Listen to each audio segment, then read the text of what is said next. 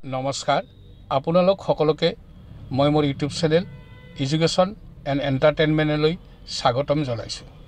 আপুনি কেতিয়াবা আপোনাৰ মোবাইল ফোনটো চেক কৰি চাইছেনে? কোনোবাই আপোনাৰ মোবাইল ফোনটো হেক কৰি থোৱা নাইতো?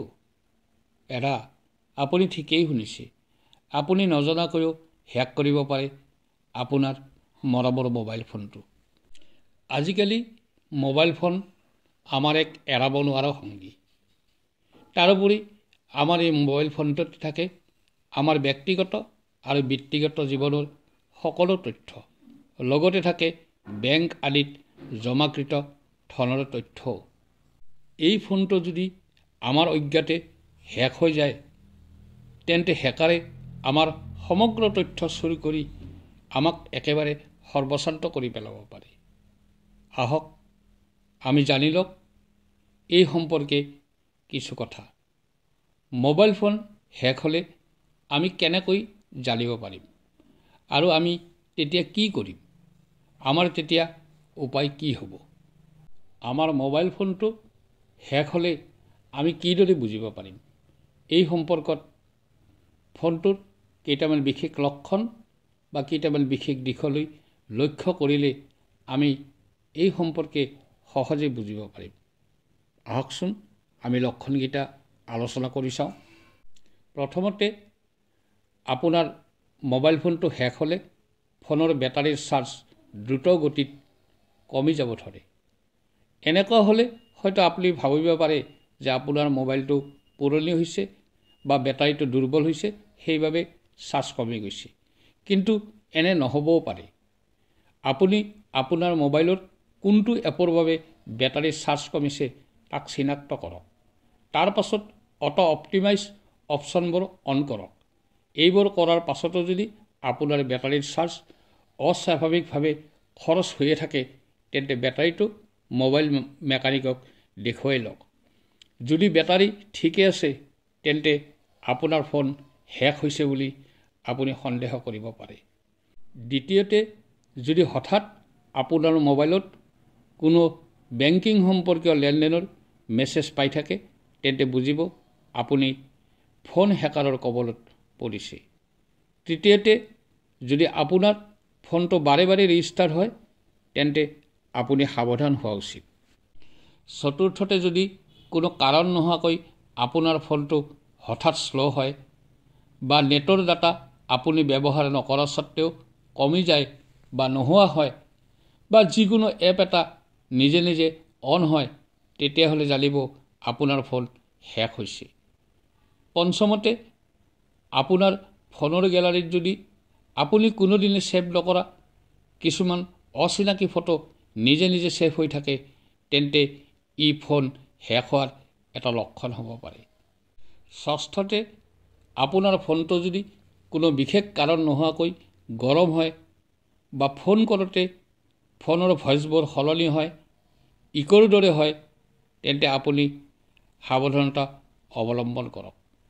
সপ্তমতে, ঘনে ঘনে যদি আপোনাৰ মোবাইললৈ অচিনাকি নম্বৰৰ পৰা ফোন বা মেছেজ অহা আৰম্ভ কৰে, তেন্তে আপোনাৰ ফোনটো হেক কৰাৰ চেষ্টা কৰা হৈছে। অষ্টমতে, আপোনাৰ মোবাইল ফোনৰ কেমেৰাটো যদি নিজে নিজে অন হোৱা দেখা যায় বা ফোনটো ছুইচ অফ কৰিব বিচাৰিলে প্ৰয়োজনতকৈ অধিক সময় লয়, তেতিয়া বুজিব আপোনাৰ ফোনটো হেক হ'ব পাৰে। এতিয়া জানো আহক, যদি আমাৰ ফোনটো আমাৰ অজ্ঞাতে কেতিয়াবা হেক হৈ যায়, তেতিয়াহ'লে আমি কি কৰিম? ফোনটো হেক হোৱা বুলি নিশ্চিত হ'লে লগে লগে ফোনৰ লগত সংযুক্ত থকা সকলো মেইল পাছৱৰ্ড সলনি কৰি লওক। বেংক সম্পৰ্কীয় তথ্য ৰখা এপবোৰ আনইনষ্টল কৰক। প্ৰয়োজন সাপেক্ষে ফোনটো ৰিবট কৰক বা ফৰ্মেট মাৰি লওক।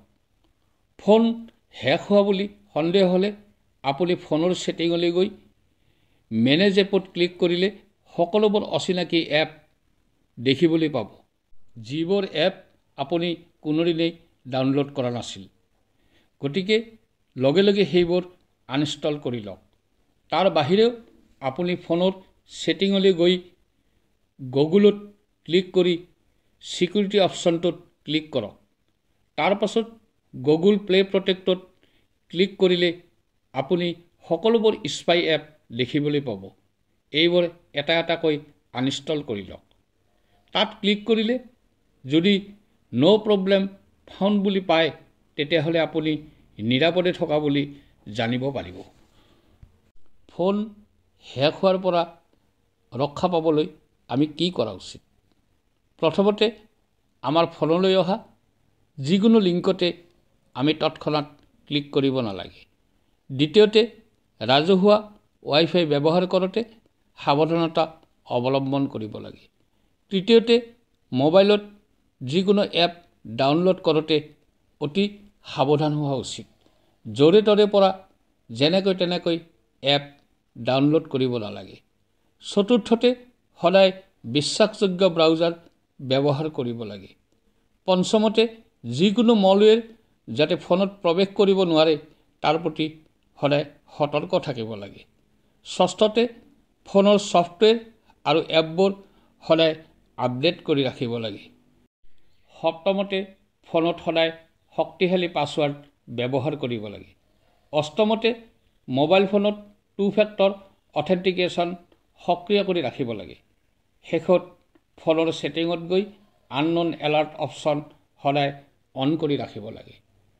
সদায় মনত ৰাখিব, আপোনাৰ মোবাইল ফোনটোত আপোনাৰ জীৱনৰ সমগ্ৰ তথ্য মজুত হৈ আছে। আপোনাৰ অলপ অসাৱধানতাৰ বাবে হেকাৰে আপোনাৰ সকলোবোৰ তথ্য সংগ্ৰহ কৰি আপোনাক বিপদত পেলাব পাৰে। গতিকে আহক আমি সকলোৱে সজাগ হওঁ আৰু আনকো সজাগ কৰাৰ অৰ্থে এই ভিডিঅ'টো আপোনালোকে যিমান পাৰে শ্বেয়াৰ কৰি দিব, যাতে কোনো লোকে এনেধৰণৰ হেকাৰৰ কবলত পৰি সৰ্বস্বান্ত হ'ব লগা নহয়। ধন্যবাদ।